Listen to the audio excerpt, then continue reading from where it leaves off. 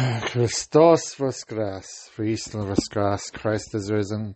Indeed, he is risen. This is Father Basil Malovany again, doing another podcast. I hope everyone is doing well, wherever you're listening from. And certainly nice spring weather that we're having in my part of Canada. And hopefully the snow will be melted soon and farmers could start seeding the land and people planting the gardens, and the leaves on the trees will be green before you know it. So it's a beautiful time of year for everyone. The weather will be nice. Everyone could do walks outside and do outdoor activities. But today, just wanted to talk more about some of the things happening in our world today. And for Catholics, a couple of things that are really important for us to pray about. Some of you may have heard about the U.S. Supreme Court decision that's been leaked out to the media and to society that they were going to overturn the 1973 Roe versus Wade decision that legalized abortion in the states. And I guess what this means is that each state now has the opportunity to prevent abortion from happening in their particular state. And of course, for us Catholics, that's a good thing, because we want to protect life. We want to make sure that the babies in the womb are protected right from conception to natural death. And that's the thing, we are so influenced by society, we forget what our Catholic teachings are sometimes. And we need to protect life all the way from conception, from natural conception to natural death. And that's been our Catholic teaching right from the beginning of the church, And people can argue, people can say, well, this isn't what we always believed. No, that we've always believed in life, protecting life right from conception. It's society that has changed over the years and have become selfish, and the sexual sins of society that have caused so much grief in our world. And again, let's make this clear right now. It's not an easy decision for anyone.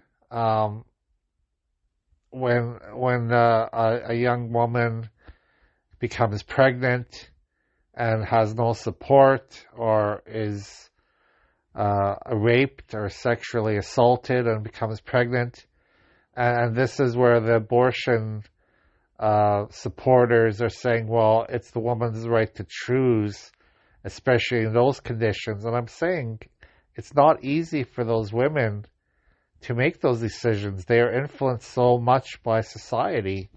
They are influenced so much by our secular world, by evil in the world. So we have to pray for these women constantly to make the right decisions. And the whole, it's my body, it's my right choice is totally goes against what we Catholics see as protection of life. See, this is why it goes way back to, marriage, a committed marriage, and why our church teaches that sexual intercourse is only allowed in a marriage, in a committed marriage between two people who committed their life to each other and want to protect each other.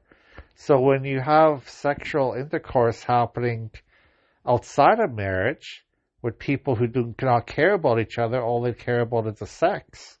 Well, this is what happens, you know, when one leaves the other, and then the women are alone, or have nobody to help them, you know, and then they decide that, well, I don't want to keep the baby. And it's so easy for them because society tells them that, you know, we don't need to keep the baby. It's nobody's going to care for them. Yeah, blah, blah, blah.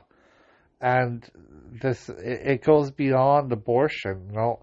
It goes to the very aspect of the marriage relationship, of how we need to relate to one another in our world.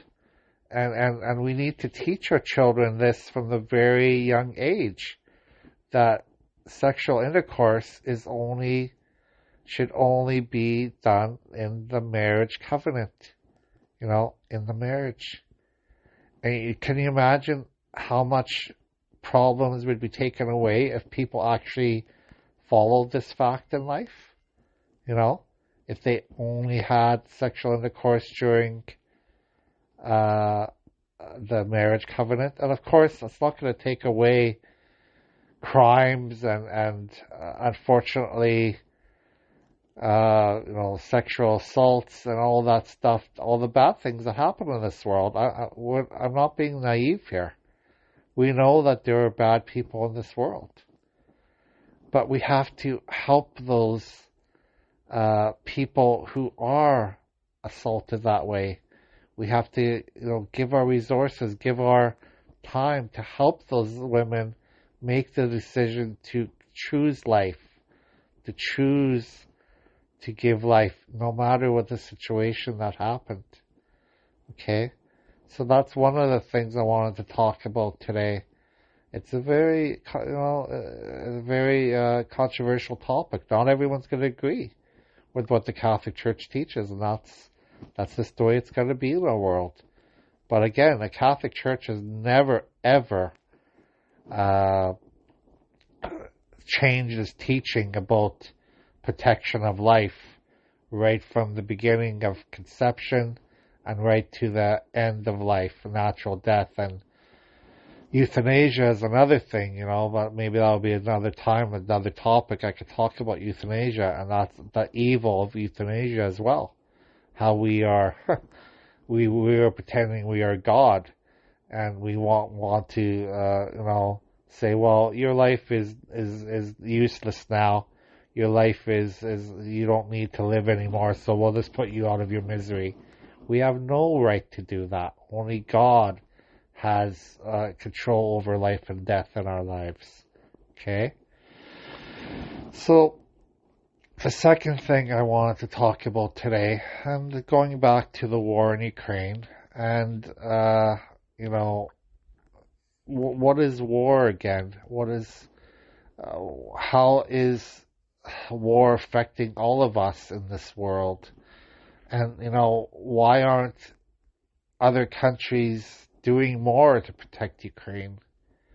This is something that I've been thinking about for a long, long time, and it's just mind-boggling that we have this independent country that's being attacked by another country, and there's nobody basically in the world who's doing anything about it. You know, sure, they're giving weapons, but they're not sending their armies in like they have in the past.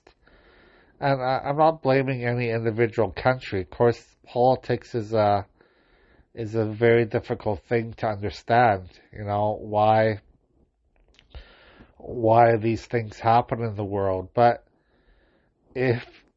can you imagine going back to our gospel stories, when a bully hurts another bully?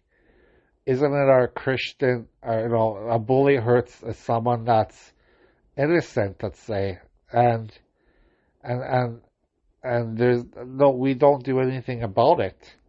Is it our Christian duty to help those who are in need and in war too? You know, it's interesting to look at it out of a Christian point of view.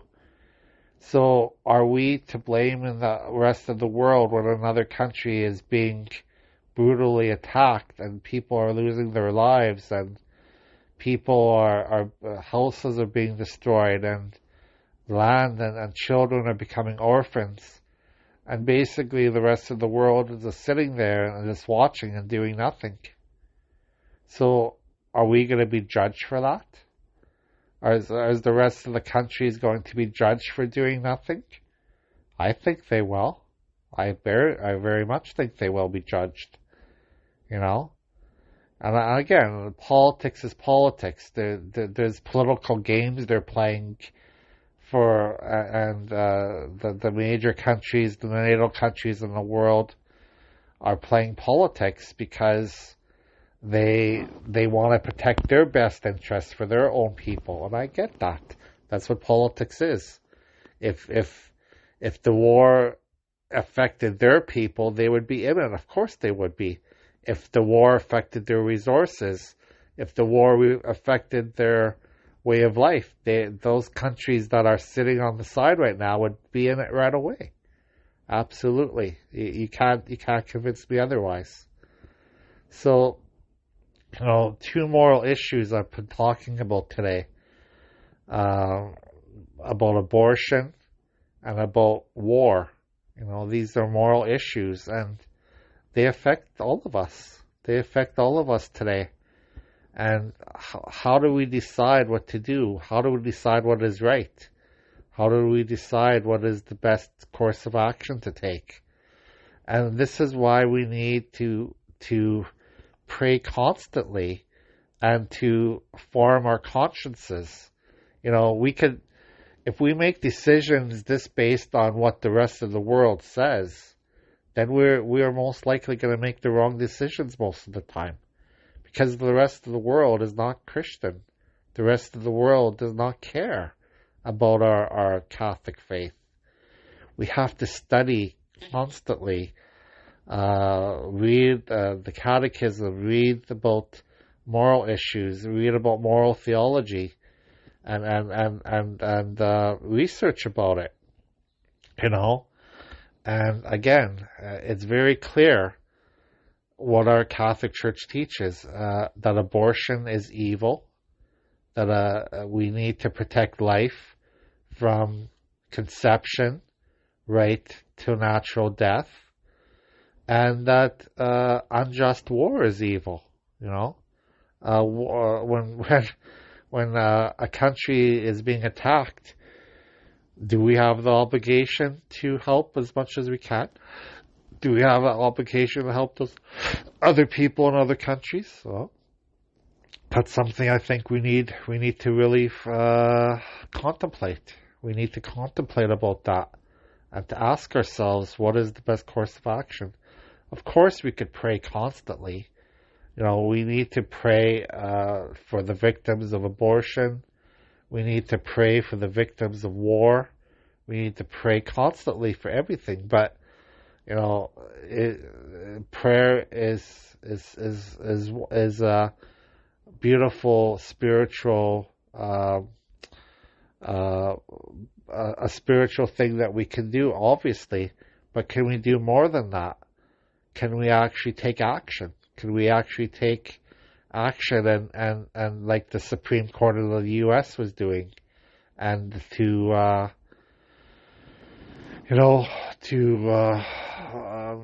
go against the Roe versus Wade decision of 1973? And could countries take action to prevent another country from unjustly attacking a sovereign country?